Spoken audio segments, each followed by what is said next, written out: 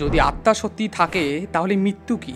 মানুষ তো বলে যে দেহ মরে যায় কিন্তু আত্মা কখনো মরে না। সেটা কি সত্যি বাস্তব? তাহলে প্রশ্ন হচ্ছে, আমরা যে মারা যাই সত্যি কি মারা যাই নাকি আমাদের আত্মাটা অন্য কোনো জায়গায় চলে যায়? তুমি কি কখনো ভেবেছো একদিন আমরা সবাই থেমে যাব? একটা সময় আসবে যখন আমাদের শরীর নড়বে না, চড়বে না, শ্বাস থেমে যাবে, চোখ বন্ধ হবে আর জীবন বলে কিছু থাকবে না। কিন্তু প্রশ্ন হলো, সেই মুহূর্তে আমাদের ভেতরের এই আমিটা কোথায় যায়? যে আমি এখন ভাবছি, যে আমি এখন বলছি, হাসছি, কাঁদছি, ভয় পাচ্ছি, সে কি শরীরের সঙ্গে মরে যায় নাকি কোথায় যায়? নাকি সে কোথাও একটা আলাদা জায়গায় চলে যায়, এমন এক জগতে যেটা আমরা দেখতে পাই না? মানব ইতিহাসে যত ধর্ম, যত দর্শন, যত বিজ্ঞান, সবাই একবার হলেও এই প্রশ্নটা করেছে, মৃত্যু আসলে কি?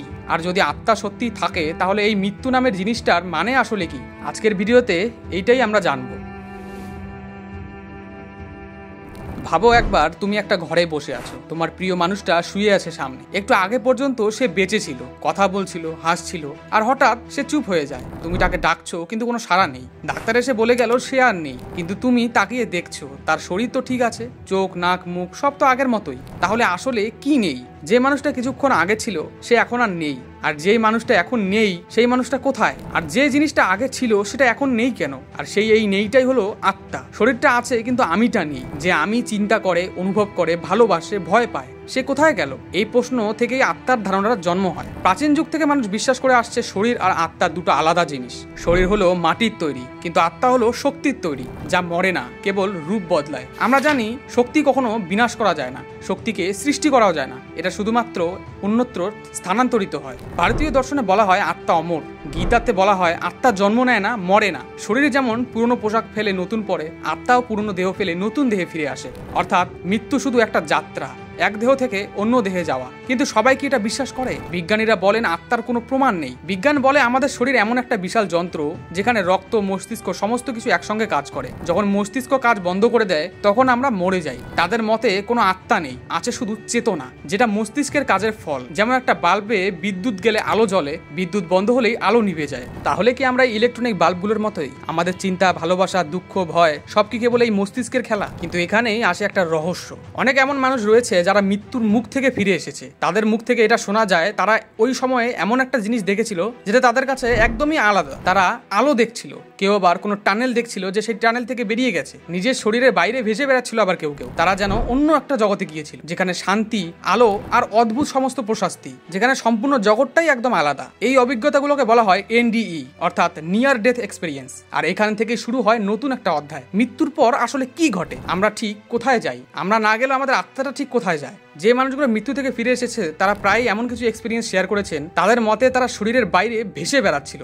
শান্তি, আলো, অন্ধকার, উষ্ণতা, গরম, ঠান্ডা, যাই বলুন না কেন। এমনকি কিছু মানুষ এটাও বলে যে তাদের প্রিয় মানুষটাও তাদের কাছে চলে এসেছিল। কিছু মানুষ আবার এটাও বলে যে তারা এমন কিছু সুড়ঙ্গ পেরিয়েছে, এমন কিছু সুড়ঙ্গ পার করে চলে গিয়েছিল, সেখান দিয়ে যাওয়ার পরেই তারা আবার ফিরে এসেছে। বিজ্ঞানীরা এই সমস্ত এক্সপিরিয়েন্সগুলোকে ব্যাখ্যা করতে গিয়ে বলেন মস্তিষ্ক অক্সিজেন কমে গেলে বা নিউরনে অদ্ভুত সংকেত গেলে এমন অনুভূতি হতে পারে। তবে সবকিছুর ব্যাখ্যা করা কি যায়? নাকি এর পেছনে সত্যিই কোনো আত্মার অস্তিত্ব আছে? বিজ্ঞান বলে জীবন হলো কোষের ক্রিয়ার ফল। মৃত্যুর সাথে সাথে সব বন্ধ হয়ে যায়, চেতনা আর অনুভূতি নিভে যায়। কিন্তু মানব ইতিহাসে শত শত ঘটনা আছে যা কেবল মস্তিষ্কের খেলার মতো মনে হয় না। যেমন ছোট কোনো বাচ্চা জন্মের আগে পরে অতীত জীবনের কথা মনে করতে পারা, প্রায় মারা যাওয়ার রোগীর অভিজ্ঞতা, আত্মা দেখা স্বপ্নে বা ধ্যানের সময়। এগুলো দেখায় যে হয়তো আমাদের চেতনা কেবল মস্তিষ্কের সঙ্গে সীমাবদ্ধ নয়, হয়তো চেতনা অর্থাৎ এই আমিটা শরীরের বাইরেও স্থায়ীভাবে থাকে। ভারতীয় দর্শন, বৌদ্ধ ধর্ম, খ্রিস্টান ধর্ম, ইসলাম ধর্ম সমস্ত ধর্মেই আত্মার অস্তিত্ব নিয়ে বিশ্বাস আছে। শরীর মরে যায় কিন্তু আত্মা অমর। ধর্মীয় মত নয় মৃত্যু শুধু একটা যাত্রা, শরীর ফেলে আত্মা অন্য জায়গায় যায়, স্বর্গে, পুনর্জন্মে বা নির্বিচ্ছিন্ন শান্তিতে। প্রশ্ন হলো, যদি এই বিশ্বাস সত্য হয় তাহলে মৃত্যু কি ভয়ঙ্কর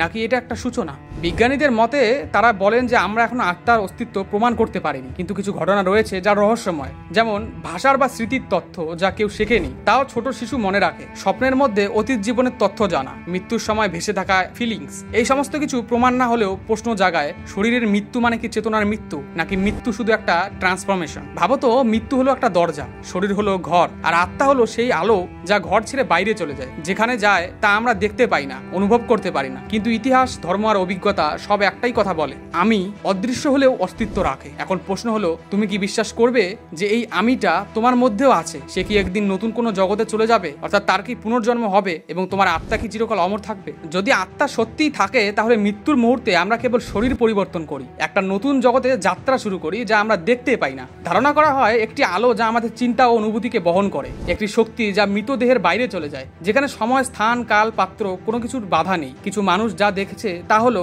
অসীম আলো, শান্তি, ভালোবাসা, প্রিয়জনের উপস্থিতি যারা মারা গিয়েছে। মনে হয় যেন মৃত্যু নয় বরং নতুন জীবন শুরু হচ্ছে। প্রাচীন দর্শন বলেছে আত্মা অমর, শরীর ধ্বংস হলেও আত্মা রয়ে যায়। বিজ্ঞান বলছে চেতনার মস্তিষ্কের কাজ, যখন মস্তিষ্ক বন্ধ হয় চেতনা নিভে যায়। কিন্তু যদি এনডিই অর্থাৎ নিয়ার ডেথ এক্সপেরিয়েন্স বা অতীত জন্মের স্মৃতি সত্য হয়, তাহলে আত্মা কি সত্যি অমর? এখনো নিশ্চিতভাবে কেউ জানে না। তবে একটাই কথা স্পষ্ট, মৃত্যু শুধুই শরীরের যাত্রা শেষ, আত্মার নয়। যদি আমরা আত্মার অস্তিত্ব মানি, তাহলে মৃত্যু ভয়ঙ্কর নয়। মৃত্যু হলো একটা দরজা, একটি নতুন শুরু, অদৃশ্য জগতের যাত্রা। যে তুমি এখন অনুভব করছো, সে চলে যাবে নতুন একটা জগতে। তোমার যে বর্তমান পরিস্থিতি, তোমার যে বর্তমান চিন্তা ভাবনা, এই সমস্ত কিছু সব ভুলে ঠিকই যাবে, কিন্তু নতুন করে আবার অন্য জায়গায় গিয়ে শুরু হবে। এই দৃষ্টিভঙ্গি আমাদের জীবনের মানেও বদলে নিয়ে আসে। মৃত্যুকে আর শত্রু মনে হয় না। মৃত্যুকে আমরা দেখি একটা শিক্ষার, এক যাত্রার, একটা জার্নি হিসেবে, যার একটা ডেস্টিনেশন আছে এবং যেখানে গেলে সবকিছু শেষ হয়ে যাবে। কিন্তু আত্মা কখনোই মারা যাবে না। এখন প্রশ্ন তোমার কাছে, যদি আত্মা সত্যি থাকে, তুমি কি মৃত্যুকে শেষ মনে করবে, নাকি শুধু একটা নতুন যাত্রা হিসেবে দেবে? শরীর নষ্ট হলেও চেতনা, ভালোবাসা, স্মৃতি সমস্ত কিছুই রয়ে যায়। তোমার এই আমি একদিন নতুন রূপে চলবে, যখন তোমার পরিচয় হবে আলাদা। কেউ কি জানে কোথায়? না, কিন্তু অনুভূতি অর্থাৎ ফিলিংস, বিশ্বাস এবং এই যে এক্সপিরিয়েন্স, সবকিছুই আমাদের শেখায় মৃত্যু হলো একটা পথ, অন্ধকার নয়। যদি আত্মা সত্যি থাকে, তাহলে মৃত্যু মানে শেষ নয়। আমরা যা ভাবি, যা অনুভব করি, যা ভালোবাসি, সবকিছু অদৃশ্য হলেও আছে। মৃত্যু কেবল একটি নতুন অধ্যায়, একটা নতুন যাত্রা। আত্মা হয়তো বা সত্যি আছে, কেননা ফিলিংস আমরা কিন্তু অনুভব করি, তেমনি আত্মার উপস্থিতি আমরা অনুভব করি, যেটাকে কখনো দেখতে পারি না। তুমি যদি কখনো মৃত্যুকে দেখো, তাহলে ভয় কি পাবে না? অবশ্যই, কারণ মৃত্যু নয় বরং সেই অদৃশ্য জগতের একটা দরজা, যেখানে আমি নতুন রূপে বেঁচে থাকবে। মৃত্যু আমাদের শেষ করে না, মৃত্যু আমাদের নতুন করে শুরু করার সুযোগ দেয়। আর আত্মা যা অদৃশ্য, চিরকাল রয়ে যায়। যাই হোক, ভিডিওটি এই পর্যন্ত। যদি ভিডিওটি ভালো লাগে, তাহলে অবশ্যই ভিডিওটিতে একটি লাইক দিয়ে চ্যানেলটি সাবস্ক্রাইব করা ভুলবেন না, এবং আপনার আত্মা সম্পর্কিত মতবাদ কমেন্টে অবশ্যই জানাবেন, এবং পরবর্তী ভিডিও কি টপিকে চান সেটি কমেন্টে অবশ্যই জানাবেন। দেখা হচ্ছে পরের ভিডিওতে। ততক্ষণ জন্য ভালো থাকুন এবং সুস্থ থাকুন।